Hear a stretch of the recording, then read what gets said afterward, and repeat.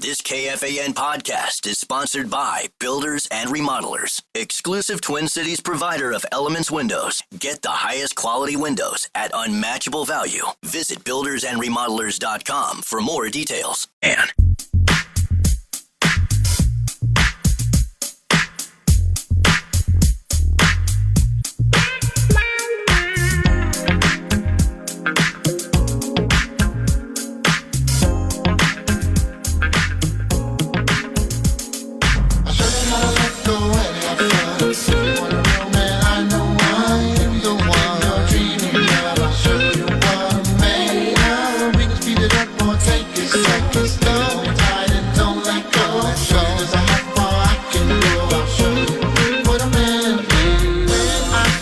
tonight I knew I'd be looking tight.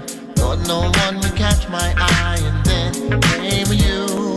Your body was nice. We are back, 4:05, hour number 2. This Friday edition of Bumper to Bumper with Barreiro. Dave Sinekin in for Dan.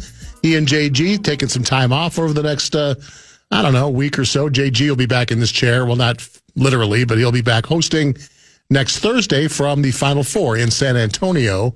When we know the Final Four teams, the NCAA basketball tournament. But now we turn our attention to hockey as a longtime fan hockey guru and co-host of Beyond the Pond. Pat Micheletti joins the program on a Friday afternoon, the day after the Gophers hockey season comes to a close. Mick, will I see you tomorrow? Are you going to be here in studio, or are you out and about? No, I will. I will be in studio tomorrow. I had hoped that I wasn't going to be in studio, but we all know what happened last night. So I came home today, and I will be in studio tomorrow. So yes, I will. I'll get to see your smiling, shining face. That'll be great. But you know, one thing about you, you never take time off. You are always working. Well, when it's once a week, I applaud you for that. Well, thanks. When it's a once a week bit, it's pretty easy to make that work. I mean, you're always there. You're always there. Yes, I try to be. Yeah. All right. Let's start with the elephant in the room. The tripping call that wasn't that led to the game-winning goal for UMass. Egregious. The way the ball bounces. What's your take on what happened there? All right, this may be long-winded, and I'm going to start from the beginning, or however you. It's always a good place to start. Phrase this. Okay. I, for one, am not. I don't get on the officials when I'm analyzing a game per se. They have a very, very difficult job, and sometimes you're going to miss them. Sometimes you're not. Sometimes, you have good calls. Sometimes you have bad calls. And, for the majority of it, you live with it and you live to fight another day. And so why our game is so great, Cindy, is that in one play, whether it be a fabulous save by a goaltender, whether it be a crushing hit in the neutral zone, whether it be a great defensive play, whether it be a beautiful goal, one little thing can change the outcome of a game. And I'll add in there a non-call on a penalty or a penalty that shouldn't have been called. Okay? So that's why our game is so great. And so when you look at a game, last night, we're all going to talk about the last play of the game. And the last play of the game was a call that, quite frankly, they missed. I mean, everybody in the arena knew it. The opposing coach knew it. The players in line shaking hands were saying, this game shouldn't have ended like it did. And so they knew it. And there was not a call. And so the outcome is they score, game over. But, that's our game sometimes. And you have to live with it. We could break down every shift of the game and say, what about this play, that play, and the other play? The bottom line is the call wasn't made. they go down and score. And what bothered me the most about the play is that there wasn't a change of possession, okay? Meaning Chesley was tripped, puck went to their guys, they went down and scored. And so it didn't go back to Minnesota and back to UMass. It was a one-shot thing, event. And so, it was really disappointing for it to end the way that it ended. Does that make sense? No, totally. Now, so I know very little about UMass hockey program. Was this a team that the Gophers were expected to handle? And when you have a 3-1 lead, as a couple texters have asked me to ask you, in the third period, yes, they got jobbed at the end, but should it have ever gotten to that point when you have a 2-goal lead in the third? Well, you hope that, you can hold on to the lead or extend it, but you've got to understand that team is fighting for their life. And so they're going to throw the kitchen sink at you. And, you have to meet that. I thought at, times during the period they did. They got 2 goals that were, that were tipped in. I'd have to go back and look at the play, whether, Minnesota covered the guy or didn't cover the guy. But Minnesota didn't change the way that they were playing one iota. UMass started winning a few more battles to the puck, and they played a hell of a third period. And it's not like Minnesota played a poor period, okay? And UMass is a very, very good hockey team. Minnesota has 16 draft picks. UMass has 9. Some don't have any. So they're a very good team. And was Minnesota the favorite going in? I'd say slightly. They were the favorite, but not by much. And so, you tip your hat to UMass. I know they didn't like the way they won it, but they did win it and they advance. Hey, Pat, Brett here. Let's talk about Jimmy Snuggerud for a little bit here. It looked like he was saying his goodbyes. He's expected to sign with the Blues, join them at any point. A, how big of a loss is that going to be? And B, what's your latest intel on Snuggerud in that situation?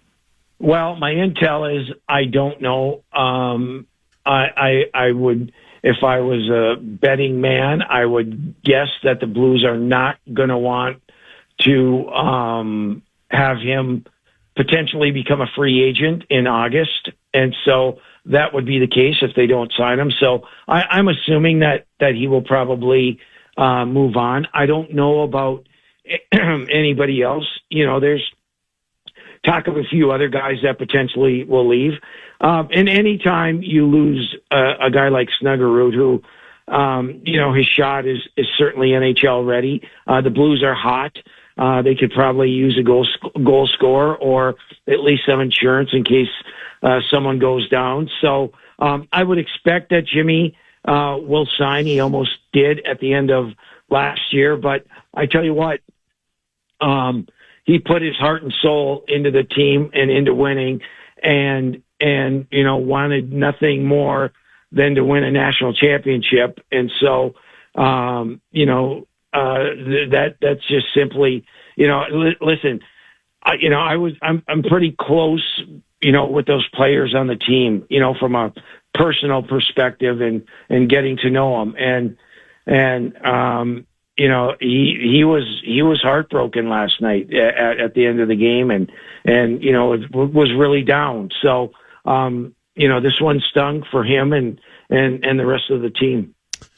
The Bradshaw and Brian KFAN text line is being littered with texts with a lot of cynicism about the program. No Gopher fan is surprised by the outcome. The Gopher hockey team chokes every year. Time to move on from Motzko. It's early. This happened last night, but how do you answer the frustrations of Gopher Nation, and where does this program go from here? Let's see. I could answer it a couple different ways, so I'm going to take a deep breath. I've got my finger on the 7-second dump switch, so go for it. Do you? Yeah. Hey, listen, the program is a top 5 program every year. Everyone wants to win the national title. The parity in college hockey is off the charts good. And, I was talking with, other analysts and, scouts, coaches, and, before the tournament started. And we all agreed there were probably 10 teams that had a chance to win, 10 or more that had a chance to win the tournament this year. The coaching is so good. The depth of the teams is that much better. The goaltending is terrific.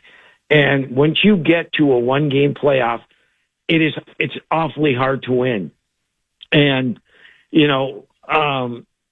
I don't know what to tell them other than continue to enjoy what they put on the ice, because it's pretty damn good night in and night out. We will look forward to seeing you tomorrow morning as I head out and you head in. Really appreciate you giving us a few minutes the day after on a Friday afternoon, Mick. Thank you for that. Enjoy your evening. My pleasure. And we'll see you tomorrow morning. See you tomorrow. Thanks, Cindy. Pat Micheletti, who covered the game, of course, for television last night, and he will be co-hosting with Fallness tomorrow, Beyond the Pond, following my program In the Zone at 10 o'clock on the Fan. We will, at the bottom of the hour, switch from Gopher hockey to Gopher basketball and welcome the Star Tribune's Marcus Fuller, talk about the basketball team's new hire and the Sweet 16, which is in progress and continues tonight. Next segment, I think we'll peel back the onion a bit on the Sinekin household, the week that was. It's been kind of a rocky week in the Sinekin household, but it appears at least we got some roses at the end of the week. I'll explain when we come back on The Fan. And get ready for a night of non-stop laughter. Tom Segura's Come Together Tour is taking over the XL Energy Center April 18th. Tickets are flying off the shelves. Don't miss out. Grab yours now at KFAN.com, keyword calendar.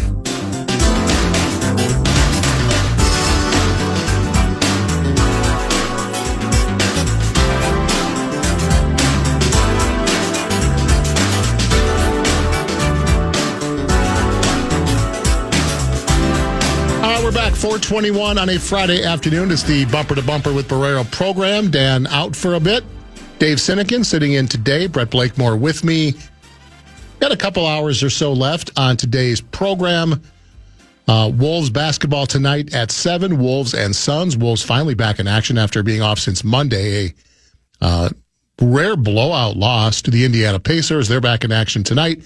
Following the game tonight, we will join in progress March Madness, Sweet 16 action. 3 Big Ten teams, the 3 that are left, are playing tonight, hoping to advance to the Elite 8. We'll have March Madness action all weekend long. My thanks to Mick and previous to that, Britt Robson, for joining this program. We have a couple more guests still to come. Bottom of the hour, Marcus Fuller to talk March Madness, Gopher basketball. He covers the Gophers, of course, for the Star Tribune. Then at 5:30, Lavelle E. Neal III, his usual Friday afternoon bit, kind enough to join me to chat, little Twins, little March Madness, whatever else comes to my mind. I thought I would just take a minute. I wasn't going to go here, but the way things have developed in the last hour, I thought I should, just to kind of peel back the onion a bit. It's been a difficult week in our household. We lost our dog earlier this week, very suddenly. On Tuesday morning, we had to put her down after some kind of an episode happened Monday afternoon at home. I was home with her, and it's just not something you ever want to see. It was frightening, and we've had her for a little over 10 years. She was a rescue, so we didn't know how old she was, 12, 13, maybe 14, getting up there, but no signs of any problem, and it just must have been some kind of a brain issue, some kind of a seizure. They kept her overnight. There was no change the next morning. And we had to make a really difficult decision. Love that dog. She was as sweet as they come. And those of you that have lost pets are certainly aware of what we've been going through this week. So that was not a great way, obviously, to start the week. And then yesterday morning, I get a phone call from my son, Jackson, who is about 6 weeks away from graduation at Indiana University, to deliver the news that his car had been stolen overnight. So, yeah, it's one of those weeks. It's like things come in threes, right? Bad things happen in threes. So I was at that point ready to just basically barricade myself into my home for the rest of the week, stay in a bubble to make sure nothing else bad happens, whether you believe in that stuff or not. Crazy story, he parked by his house. He lives in a house with a bunch of guys. Left the keys and wallet on his dresser, went to bed, closed the door, wakes up in the morning, wallet and keys are gone. He looks outside, there's no car there. So now he's reaching out to all of his buddies. Hey, anybody borrow my car? My keys were gone. My wallet's gone. He went downstairs. He found his wallet sitting on the table full, like he had a $10 bill. It was still there. So the wallet was there. Keys were not. Car was gone. Friend said, we didn't touch your car. It's not April Fool's Day. So he calls the police. The cops enter in the license plate number into their system to see if it's been seen anywhere. And sure enough, the car was a VW Passat 2017, whatever it might be. The car was seen on a highway in Evansville, Indiana. This was about, I want to say 9:30 Eastern time that Jackson was talking to the police. The car had been seen 3 hours earlier at 6:30 in Evansville, Indiana, 2 hours away, heading south. And they'd said, obviously if we see it, pick it up on camera again, we'll get it. But, for all we know, they pulled into a chop shop in Evansville and that was it for the car, or they changed license plates or whatever it might be. Fully expected we were not going to see that car again, which was a real shame. It was a great car. It only had like 60,000 miles on it for a 2017 car. That thing had a lot of years left. Just put new tires on it over the winter holidays, of course. So I spent a good chunk of my day today talking to the insurance company and getting all that stuff figured out and kind of figured out, all right, we'll see what happens. We'll have to rent a car for a while. We'll have to figure out, Jackson will be without a car the final 6 weeks. He'll manage, no big deal. Is Bloomington a driving school? No. So he could get away with walking in classes? Yeah, he didn't drive to class. It's more I can go to the gym, I can go shoot hoops, gotcha. Take the girlfriend out to dinner, whatever it might be. Meanwhile, fast forward to the second segment of the show today. I'm on the air, and I see my phone's ringing. There's an 812 area code number, which is Bloomington, Indiana. And obviously I let it go. I wait till the break. I call the number back, or I listen to the voicemail. And it's a police officer calling from Evansville saying, we got your car. Found your car. It's all in one piece. Seems to be okay. Call us back. Have your son call us back. And we'll let you know what you need to do to collect your vehicle. Gobsmacked doesn't even cover it. We assumed the car was gone, right? I mean, it's been a day and a half since they've seen it. The only thing you think about is, well, Hoosiers have a reputation for not being the quickest study sometimes. And maybe they just hung around and decided to keep the car, and interestingly enough, this is the second car we've had stolen in the last 5 or 6 years. We had one stolen from our driveway in Minnetonka. It's probably been 8-9 years, but that was our fault. My wife, as she is wont to do, left the keys in the car, which she just does sometimes. And I'll never forget. It was a morning where I was taking Jackson to the high school. He was playing football for the high school team. It might have even been when he was in 7th or 8th grade. He was playing football, and they had one of those little early morning assemblies. And I'm pretty sure John Krasinski that day was the guest speaker back when Dave Nelson was coach of Minnetonka. So we went that morning to hear John speak, and I didn't even notice the car had been parked in the driveway. I didn't even notice the car was gone. I just went right to my car, left. I get a call about an hour later. My wife says, "Did you notice that the van's not there?" I'm like, "No, I didn't even put two and two together." Now, as that turned out, somebody took our van for a thrill ride in Minneapolis, and they did find the car. It was completely trashed on the inside, but we're still driving the van. So we've had bad luck to have 2 vehicles stolen, but I guess good luck that we recovered both vehicles. So what started out heartbreaking loss this week, follow up with another loss, far less heartbreaking, but still annoying, does have a happy ending on a Friday afternoon. We'll get the car back. We'll see what shape it's in. But it's been a roller coaster of a week, that is for sure. But a bit of a happy ending. And, it killed me not to jump on the phone when that phone call ran. Like, wait, what? We have the car back? So, good news. I just thought I'd share a little Sinekin family news. It's been, as I said, a roller coaster week, and it actually ends with some happy news, which is nice. All right, we'll pause here. Let's talk some NCAA basketball and Gophers basketball as Marcus Fuller, Star Tribune chronicler of the Gophers, joins us next to talk about Nico and about what he has watched so far in March Madness. That is next on The Fan. Check out our contest page to see how you can enter to win a pair of tickets to see early 2000s icon Simple Plan when they take over the Armory August 19th. Don't miss out on your chance to see hits like I'm Just a Kid, Perfect, and Welcome to My Life. Enter now, KFAN.com, keyword contest.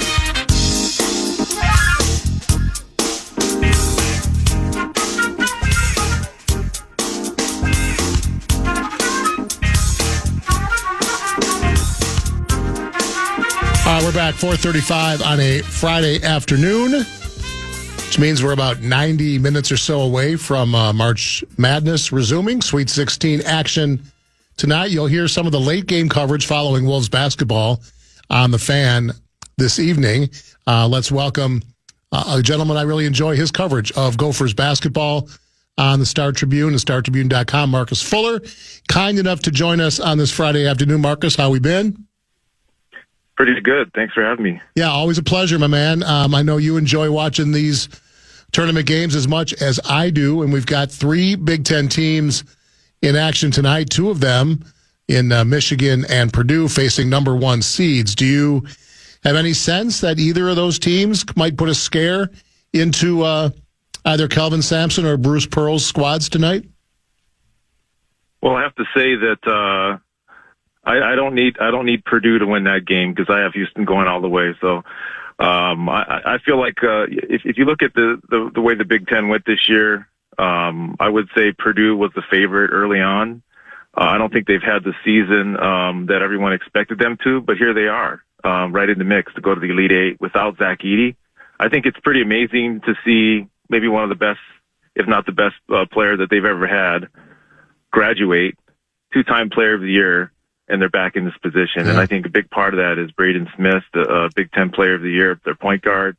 And, Matt Painter is just a staple in the Big Ten. I mean, Tom Izzo obviously is there, but if you look at this team, I mean, they're capable certainly of beating Houston, but I just can't have that happen. So I'm pulling for Houston. And I think the rest of the Big Ten is probably pulling for one of these teams to move on. I mean, it has been a while since the Big Ten won a national championship, and I think they have a shot this year with a few teams still left in it. Yeah, I don't ever like to throw roses at Purdue either as an Indiana alum, but when you look at the state of college basketball, how it's changed, Painter has kind of stayed as a guy that keeps his guys, doesn't dive into the transfer portal too much. His guys seem to stick around, and as much as I hate to admit it, there's something kind of refreshing about programs like that are able to keep their guys, not have to start over year after year. Not that won't ever happen to them, but as you point out, a year after Edey, they're right here in the Sweet 16 with pretty much the same cast of characters minus the big guy that they had a year ago. Yeah, I mean, Matt Painter does things the right way. I would say in this day and age with the transfer portal and with NIL, he has to pay players their market value or more. I mean, I think it was a couple years ago when we talked about how did he keep Zach Edey, from going to the NBA. And, I think he had to rally some of the people in the community to try to make sure that Zach Edey remained with Purdue and not go to the NBA. As far as some of these other cast of characters, I mean, who would have thought that, Braden Smith coming out of Indiana, 5'10", would be one of the best point guards in the nation as quickly as he was, as a freshman. And so I think developing talent, you see Isaac Asimov for the Gophers as a freshman this year getting a lot of playing time, and I think a lot of it's going to be expected as a sophomore. Matt Painter's been being able to do that with a lot of his freshmen, just continuing to develop them, including Zach Edey. Meanwhile, here's Tom Izzo back where he always seems to be, second weekend of the tournament, favored tonight to advance to the Elite Eight with a freshman and Jace Richardson, the son of course, Jason Richardson, who was part of the championship team in, 2000, started to really come on late in the season, but not a team that we were looking at necessarily before the year as a contender in the Big Ten, right? It's just Izzo doing Izzo things, getting better and better as the season goes along. And, yeah, they may have their work cut out for them this weekend if they get past Ole Miss tonight, but just feels like it wouldn't be March Madness if Tom Izzo wasn't still alive in the second weekend. Yeah, I hate to keep talking about my bracket, Dave, but I got Michigan State in the Final Four, so I'm pulling for Izzo this time. You know, it's been a while since obviously they won a national championship. The Big Ten has, but you can always count on Izzo to get his teams ready this time of the year. And I want to say a big reason why they've maybe overachieved this year. They don't have a first team All Big Ten player, but Trey Holloman, you know, from Cretin-Derham Hall, he helped them tremendously this year. You know, he was always the player that was kind of in the background, you know, developing under some other guards. But this has really been his team and some of these other guards you mentioned. They've kind of, you know, rise to the forefront. And he's had some big games this year. You know, he's always been a really good defensive player, but he's shooting the ball the best that he's ever had. You know, he had a couple really good games against the Gophers in his career, including this year. You know, I think the development of Trey Holloman has really helped this team move in the direction they wanted to this time of year.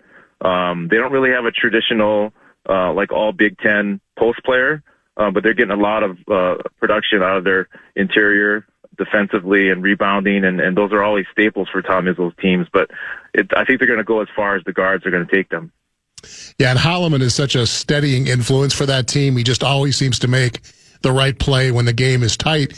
And he's just one of, you know, all three of these Big Ten teams have Twin Cities or Minnesota players, whether it's Will Shetter at Michigan, Cam Heide at Purdue. Right. You know, we all, you know, can watch these kids that many of us watched in high school playing in Sweet 16 weekend. And, yeah, we want the Gophers to get there, and we hope that the Nico Medved era ushers that in. We'll talk about that in a moment. But for Shetter and Heide, a couple other guys to keep an eye on tonight.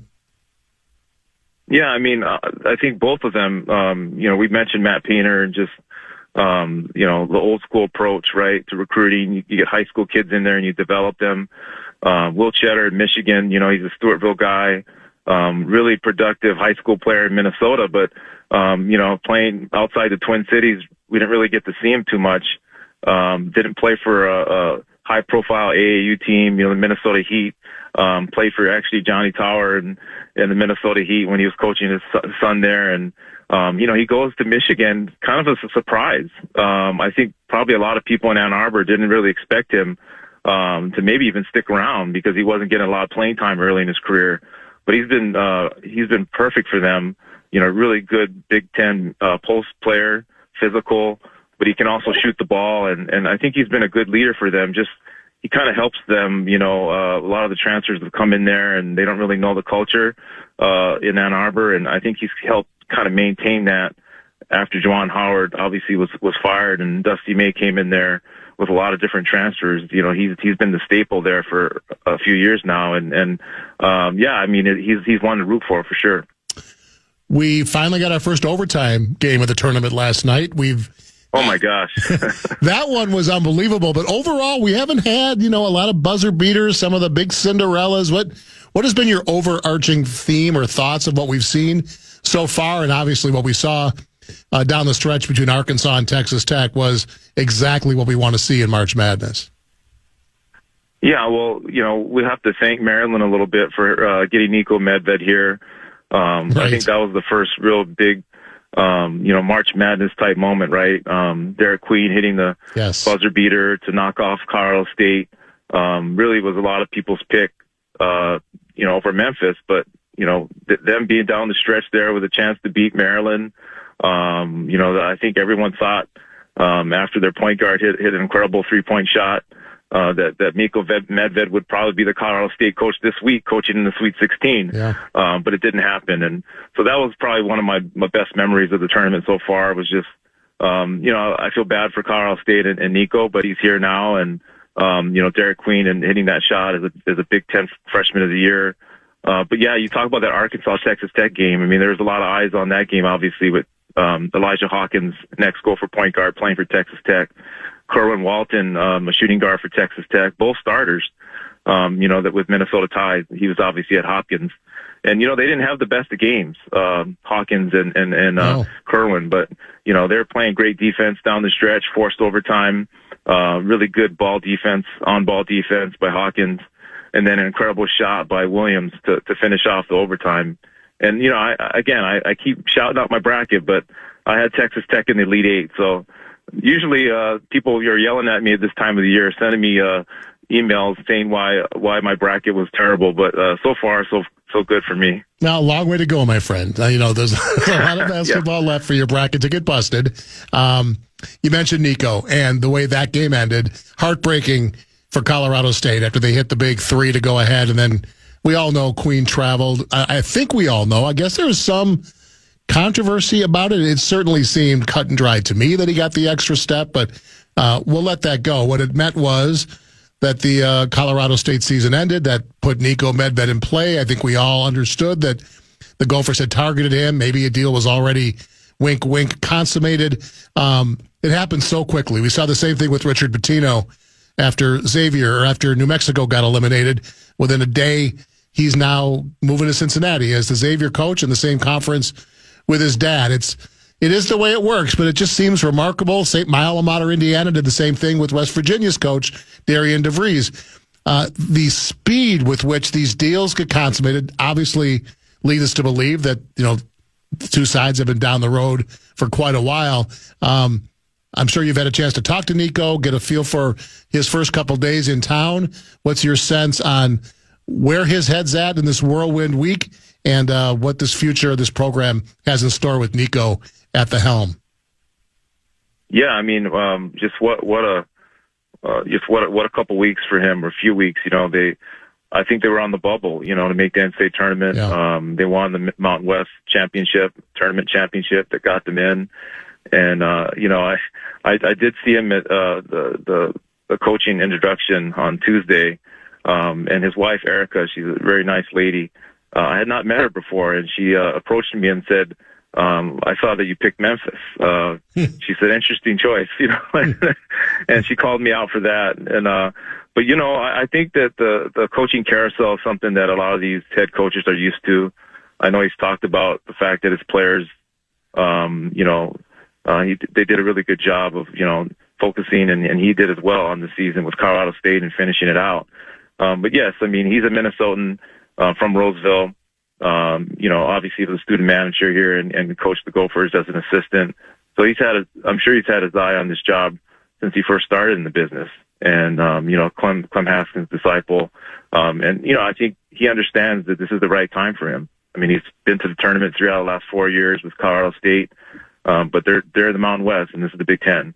And, this is the place to be. You want to be in the Big Ten or the SEC when it comes to, money that's going around in college basketball right now, the TV money, and with NIL and shared revenue. Not a lot of people know what that is, but basically you're sharing your revenue with the athletes. That's coming next year. And so this is a time when, Athletic Director Mark Cole talked about putting a lot of money into the basketball program. And now they have a new coach that has had a lot of success turning programs around. And I think it's the perfect storm. Right, and it all is about the money, and obviously, as you say, it probably was a dream job for Nico, and I know he was on with Bump a couple of days ago, and you could just tell how excited he was to be back home, but you have to believe that he had real assurances that the money would be there, because it just is the way it is. If you don't have the money to lure players, you're not going to get those players. Look at Brigham Young, and I forget the dude's name, who's going to be he's the top recruit this year. He's going to Brigham Young because there's a alum there that's got, crazy money, and he's getting close to 8 figures to play basketball at Brigham Young for one season. And you can just sort of shake your head and say, man, that's not the college basketball I remember. And you're right, it's not, but it is the way it is. These players are going to share in the billions of dollars that these schools get for television money, and I think that's a good thing. But it's kind of the wild, wild west. And I don't know if we'll at some point change the rules a bit to try to make it more fair, because obviously some programs have basically unlimited purses to offer players, but the assurances that Nico must have gotten that the Gophers are going to step up and be players so that he can go out and get significant talent had to be part of this deal. Otherwise, he would have had other options, correct? Yeah, no question. It's just part of the game now.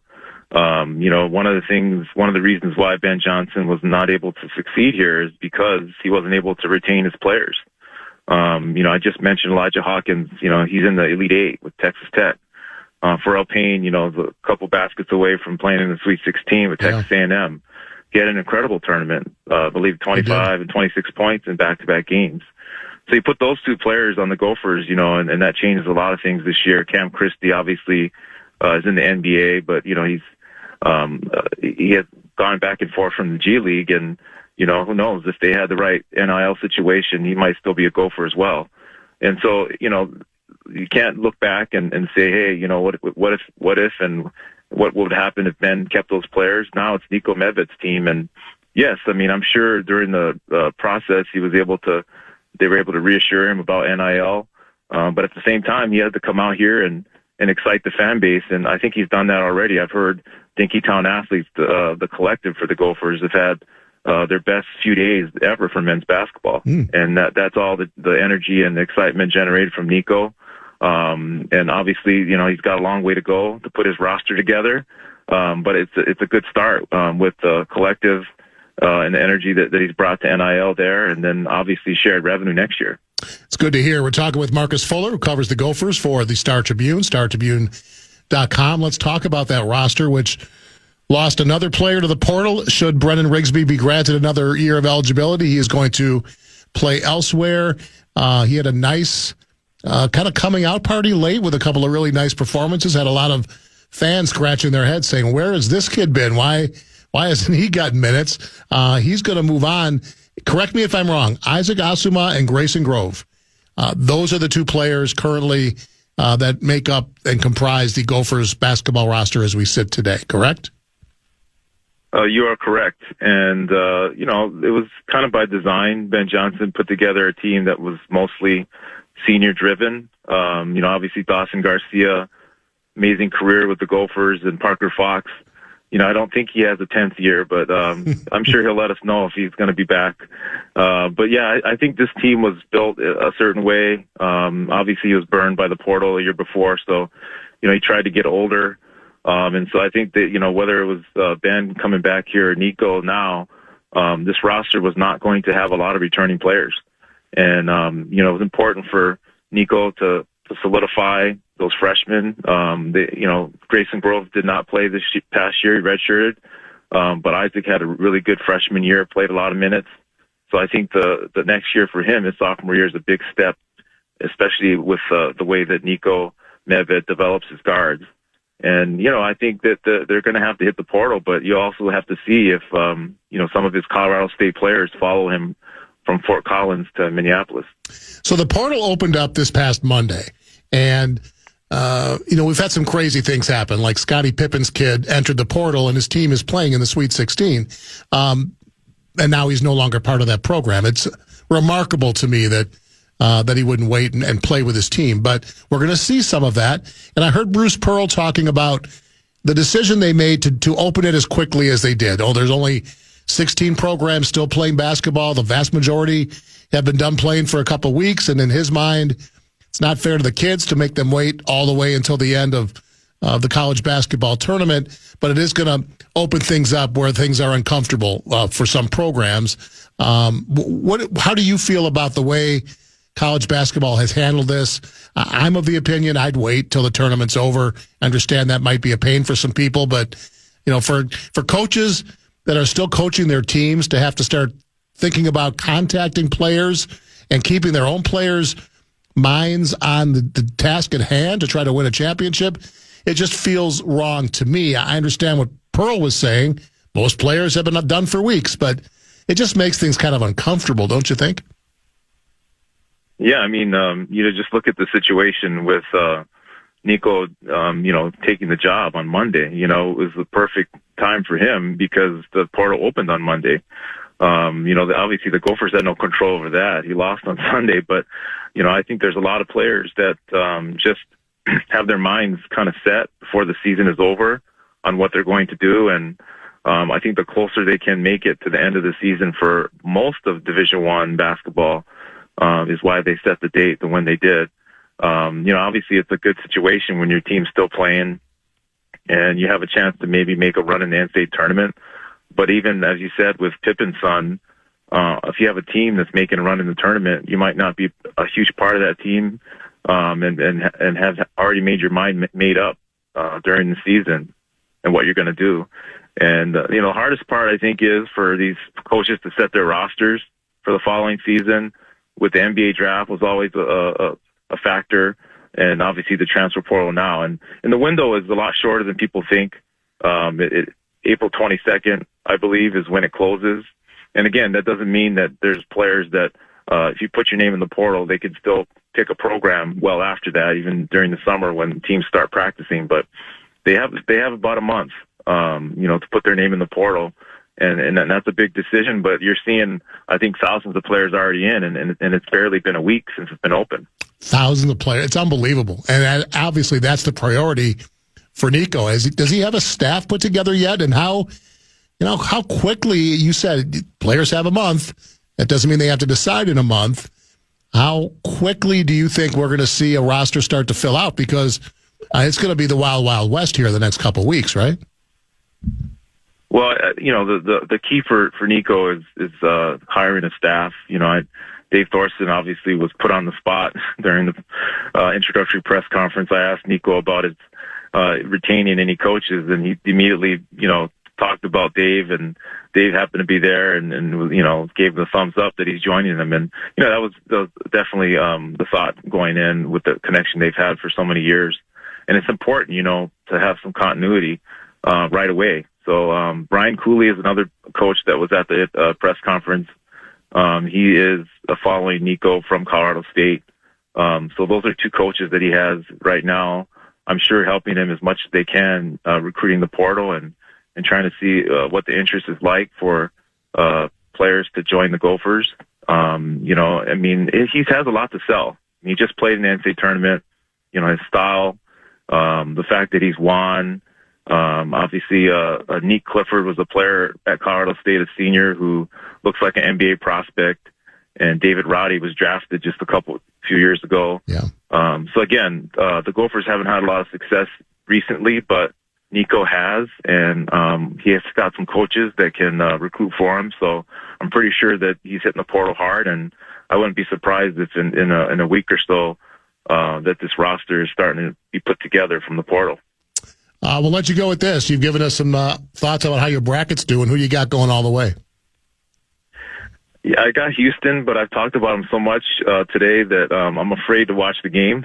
But I think Kelvin Sampson, obviously we know from the Big Ten what he went through at Indiana, and he's done such a good job of reviving that program at Houston, the 5 Slamma Jamma days. It's been a long time since they had that kind of success. So I'd like to see Calvin win a championship. But it's hard to bet against Duke, with Cooper Flagg, the way he's playing. And I know everyone's excited, to see what happens, on the other side with Michigan State and Michigan. So I don't know, I'm Houston's my team, but we'll see how it goes. Marcus, thanks for the time, buddy. Keep up the great work at the Star Tribune, and I'm sure you'll be quite busy with the change at the top of the Gophers men's basketball program. Keep up the good work. Have a great weekend. Thanks. Appreciate it, Dave. Marcus Fuller, read his stuff at the Star Tribune and StarTribune.com. We'll pause here, top of the hour. Brett Blakemore has been working furiously to compile a top 5 at 5. Furiously, I said. Furiously. So we will do that. Top 5 at 5 is next on the Fan.